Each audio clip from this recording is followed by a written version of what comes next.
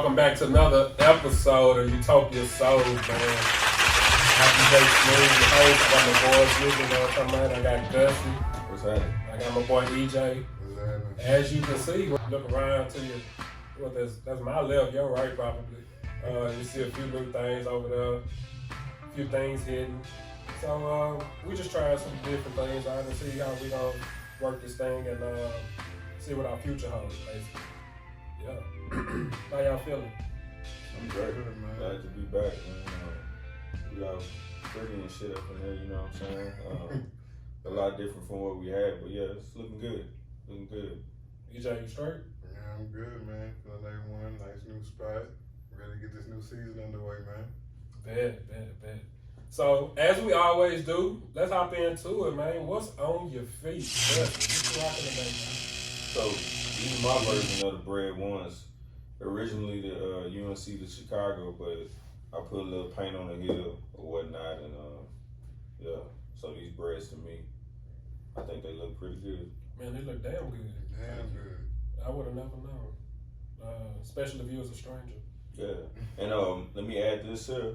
One thing I really like about this shoe in particular versus the original breads and all that, the leather is amazing on these. You can bend them, that wrinkle don't stay at all. So, and I get a lot of compliments about it. When I tell people that what the shoe was originally, they understand why I did what I did.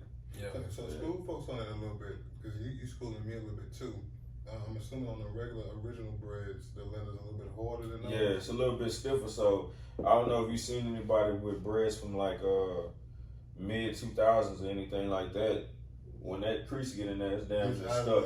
So this is like more of a softer leather. Got you. You know, so I can More flexible, more durable. Yeah, I can do the Michael Jackson in these bitches. Okay, you feel me? Hey, what you rocking, EJ? So I got my my blue aliens on, the 380s. I wanted those. It's only two colorways in the 380s that to me were really just hot standouts. I'm gonna say the original aliens that dropped, and then these blue versions that they did of them. Hey, they sick. Appreciate you, man. They sick. A good summer shoe. I like the colorway on them. Mm-hmm. That green and that blue, they call it the alien. So what's Kanye's method of naming these shoes? What is? I don't know. If you look at some of the shoes, like especially like the 350 lineup, he names a lot of the shoes after minerals. Minerals. And then a couple of the shoes he had named after like I don't even really know the details on it off the top of my head right now, but I think he named them after like Greek gods or something like that, if I'm not mistaken. Okay. But with the 380s in particular, he's been kind of all over the place. Some of them have been named after minerals, others have been just, alien. It really doesn't It's not even any consistent, It's not even a white, it look like a cream. Yeah, it's like a grayish, like bluish, You can rock them with anything. Just That's about a good shoe for shorts. Mm-hmm. Probably mostly shorts. Yeah. Yeah. I can see some khakis. You can even dress them up and, do your Friday business casual in them. That's one thing I like about the 380s. You can throw some nice joggers on with them, some nice khaki joggers, and do like nice little casual little walk up in them, Man. What you got on your feet, man? Man, today I wore some Heat. D-Breaks, Nike D-Break pagodas. I hope I'm saying that right, Nike. It got a little rose on the tongue. Some what's that material? Cork screwed on the back. It's actually pretty decent, man. I like them. I really like the shoe because they're comfortable. Yeah. It's hard to wear them though because these days in Houston, bro, it's raining like crazy. You never know. You might end up in a muddy situation. So actually, my first time breaking them out, but it's been on ice for a while. And that material right there, man, it's like a canvas. Yeah, so you can't do no rain. You can't do nothing. It has to be a perfectly sunny day. 0% chance. Yeah. And y'all know what 10% chance mean in Houston. Yeah. Flood. It could be on the north flood. That's facts though. Yeah. All right, so the topic for today, man, we're gonna talk about the hunt for shoes. Now, to me, the hunt was very important because let's just go back. Let's take a step. What I'm referring to about the hunt is that back in the late '90s when we were coming up, we're that mid 30 age group. So the late '90s, early 2000s, man, you had to hunt for your shoes.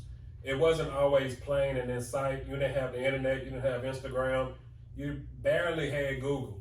That wasn't until the early 2000s. Right. So what we enjoyed the most about the hunt, man, was there was some shoes out there that you weren't aware of. Like you had to literally hook up with people and get ideas and get understandings and get information so that you can go cop this certain colorway. Mm-hmm. If you didn't have East Bay, you didn't have a guide to release it at all. You ain't know what was coming. Or the Slam magazine.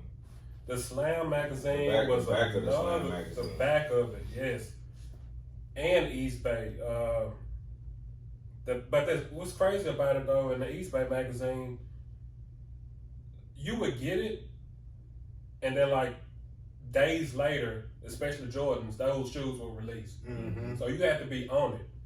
Mm-hmm. That magazine couldn't sit in the mailbox for 2-3 days. You know what I'm saying? Especially if you're looking for something. Yeah. But as a kid, you're looking for something to come in the mail. You happy anyway, especially when they got your name on. This is a free magazine. Oh, yeah. But let me ask y'all this. EJ, what did you enjoy about the hunt for shoes?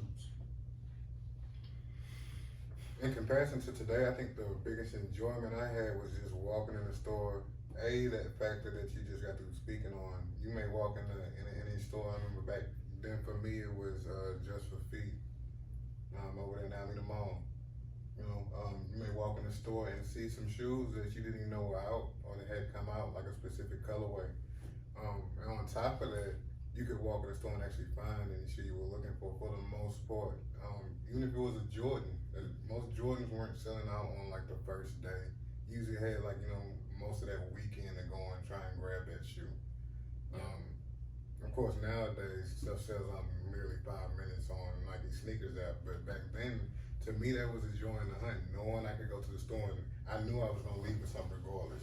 Whether it was a shoe I went to go look for, or whether I found something else dope while I was there. So what'd you do? Would you talk to somebody, get information? Well, you know how we did it back in the Gap. We used to look through East Bay. We already had our mind set on what shoes we wanted to grab for the most part. But to be honest, school was a great way to network and get information too. You had them phony people that, they wouldn't tell you much. Yeah. Or you had those people that, paid a bit more for a shoe to get it early. Mm-hmm. And they'll tell you where they got it from just because they don't think you're going to come up with the bread. Like the active athlete back in the Gap. Back in the Gap, yep. Mm-hmm. But school to me was like the number one resource to finding out about the shoe. And then you take it a step further and go to the store to figure out different colorways. Yeah, that part. So, Gussy, let me ask you this. Are there any other methods to finding out colorways for certain shoes? So basically, let's give you an example. Penny Hardaways come out, right? Only one colorway. Yeah, they out. You don't really prefer that color, but now you like, okay, I like the shoe, but I wonder if they're gonna drop a red colorway, a black and red colorway, or a white and black colorway. What would be your method to figuring that out? It wasn't no method for me. You had to wait. It was a waiting game back in the day, bro. It was kind of like, I remember the Penny 3s when they came out. They came out with the first two normal colorways, white, black, and royal. Then they came out with the white and royal. I was at a basketball tournament one day at Worthing High School. And a dude had a all black pair with white bottom with royal suede in the back. Never seen them before. Had the white Nike check on them? No, it had the metal 1 cent up the leather strip up front. Gotcha. And I'm like, what? I ain't never seen these motherfuckers before. You know what I'm saying? So I'm just standing at the dude's feet the whole time. So I don't know. I can't even tell you how I found out that they were releasing them in the stores. But to the question you asked, to me, it wasn't no way. It was one of them things you either seen them. Oh, the NBA. If you seen somebody wearing that shoe, you don't know if it's a PE or if they're actually gonna drop it. Other than that, there wasn't no magazine showing you that, oh, this shit finna come out. And really, to be honest with you, I don't ever remember talking to nobody at Foot Locker when I go in there. I remember calling, and if they answered, then you can ask, hey, y'all got these coming out? It was a yes or no. It ain't no conversation. Yeah. You know what I mean? And then when you get up there, you either got the money for the shoe and it's out. Ain't no conversation after that. You know, we kids back then, so. And I mean, like, what you asked him about, like, what was the fun of hunting? It wasn't no goddamn fun for me. It wasn't. I'm gonna be honest with you. Really? I had anxiety every time I would go, because there were times where I called, yeah, we got the shoe. Then I get there, oh man, we don't have it. That was heartbreaking. You know what I'm saying? So for me, I never enjoyed that thrill of hunting. I enjoyed it more as I became an adult, but as a kid, that's a big letdown because you probably got one shot. You know what I'm saying? Like, your mama take you, she ain't finna take you to no more stores. You know what I mean? Like, so you're right. I'll take you to one damn store and that's it. If they ain't got them, your ass is out of there. That's it. And see, I think that's where the thing for me came in when I made the comment where even if I didn't get the pair of shoes I was looking for that particular day, I'd probably leave with something else that looked dope in the store. Me personally, I wasn't so much fixated on one particular pair. And I've always been that way. That's a letdown, though, man.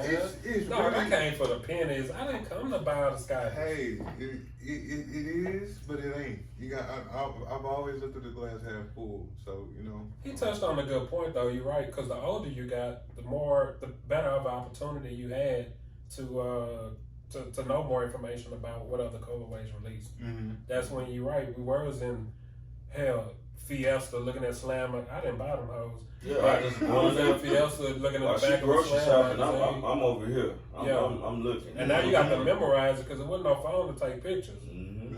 So you had a photographic memory of these kicks that you wanted.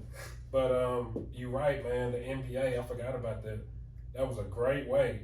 But to touch on that too, to me, the PEs weren't really until the late 2000s. Yeah, because the shoes that you saw on feet, you had to have on your feet. That's another point I was gonna touch on because with the NBA stuff, I know me personally, I picked the NBA like when the large one, when the Rockets was winning championships. Outside of that, I really didn't watch basketball like that personally, just me. So my NBA experience or player experience would be a little bit different from everybody else's. If I didn't see, the shoes on somebody's feet like those 2-3 years that the Rockets were, contending for championships, I really kind of tuned out basketball, so I didn't really pay attention to what was on. So you didn't keep up with the Chicago? Yeah, I'm telling you, because the Rockets, I ain't gonna lie, these niggas was wearing Spalding basketball shit. I don't know if the coach was responsible for picking out. Shit in Walmart. Yeah, but Jordan, he would drop a whole line of 12s and all that. It's always guaranteed there's gonna be a playoff colorway that's gonna come out. Correct. And it wasn't, you didn't know if it was gonna be released, but sure enough, probably a month or so after that playoff edition was coming out. So for the J's, for me, I kept up with the J's through J and through, like you said, school. That's how I kept up with, what J's were popular at the point in time. I just basketball just wasn't something that was on like in my household like that, Yeah, I ain't gonna lie, I was influenced by the streets. Yeah. So even before I moved where I was, it was always where I used to stay on. I ain't gonna say that, but where I used to stay on that block, man, it was always the older guys, the drug dealers, the rappers, the Houston rappers coming down, swinging and banging. You know what I'm saying? So used to see them hopping down looking clean, and you like, okay, bet that's what's hot right now. Because that's what we modeled after. That's what personally. And the guys I grew up with, that's what we was looking at. Like when they came through Friday night, making hella noise while we outside playing basketball, football. Yeah. They showed me how to come down, like how to dress with it. Now, as far as exclusive kicks, it was the NBA for me because I watched it. that's how I was actually ahead of the game, and I always remember what shoe, who wore it, what year, and all that. You know what I'm saying? Because a lot of shit that was being worn on the NBA court, like you say, it wasn't hitting the streets till later. You know what I'm saying? That's interesting. You say that. He said it wasn't fun. No, it wasn't. It wasn't no fun at all. The hunt had to be fun, and sometimes that you kept doing it. It was stressful. So bro. what about when you hit? I kept doing it because I wanted and I needed that shoe. That was it. I had, like I told you the other time, I had a notebook with phone numbers of Foot Action, Glove Gate, Foot Action, Sharp Side Mall. You know, it was, your heart pumping the whole time you dialing the fucking number. Then they don't answer. So you like, oh my God, let me call another number. And you hoping that you hear what you need to hear. And that's just the first barrier. You get past that one, then you go to the damn store and somebody just came in here and got that last pair because it wasn't no holding. So it was stressful. I had anxiety as a kid fucking with these tennis shoes. I can feel that. I respect that, man. But I think it was more so. I think the fun part. It was more so fun to me as a kid. The fun part came, man. Dog, you got to take the rain with the sunshine. The fun part came when you actually was able to get a pair. Was it letdowns? Hell yeah. Yeah. Many times I didn't get the kicks that I was looking for. Sure. Or many times I got bigger sizes than what I needed. So I'm not gonna lie. I had to stunt. I'm like, nah, I need a 10. Nah, we got 11. I'll take it. I'll take them out. Feet hurting like a motherfucker. But I figured that. Yeah, and feet just flopping and shit. But wearing extra pairs of socks, exactly. But the fun part came when you actually got that connect and you figured out that you had something or you thought you did. So it's like, bam, it's like you hit the lottery. So you're like, okay, what can I do next time so I don't feel that pain? I ain't gonna lie. What made me feel good, if I didn't get it, one of my partners got it, I was happy for them. I ain't gonna even lie to you. That's where I never been a hater. I've always appreciated just sneakers. So if I wasn't able to get it, one of my homeboys got it, I'd be like, damn, that's what's up, bro. I remember back in the Gap, a lot of shoe sharing was going on. Nah, he ain't lying about that. I did that sometimes. Or whether it was you had a little big bro that, you know what I'm saying, wore a shoe size similar to yours, or, you know what I'm saying, whether you just had a real close friend that wore a shoe size that was similar to yours. There's a lot of shoe sharing going on, you know? What about the little brothers? What about them little brothers that had the big brothers that got everything? And the little brothers came through every time, every Friday, when they used to drop like on Wednesday, I believe. And then they started dropping on Saturday morning was the biggest. Yep, and then boys would come through. Yeah, it was either Tuesday or Wednesday. But then boys would come through on a Monday, stepping out starchy Archie with I'm just saying, from seeing that on a Saturday, that's what I was referring to when these people was swinging and banging and coming through. Used to see them shoes Saturday night. And be like, oh yeah, them the new J's. Like everybody on the street wild and like, okay, bet we got to find a way to get them. Most of the time it was too late or too much. That was another factor because you can't be 9 years old spending $140 on shoes. Yeah, that was $150. There's a lot of yours cut right there, man. But that's a good point. I got another video for that. The hunt is definitely important. The hunt is definitely has its ups and downs. To me, it was fun. You heard another side to it. Did you enjoy the hunt or no?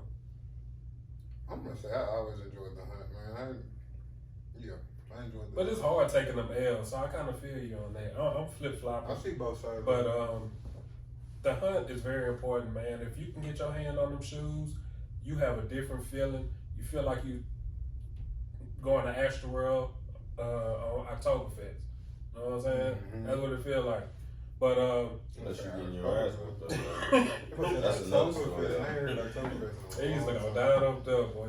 You just might get your ass whipped. And them shoes took that you've been hunting for. Alright. Black Air Force One vibes. But yeah, Utopia Souls, man. That was our episode about the hunt. Hey, don't forget to like, share, and subscribe to our channel.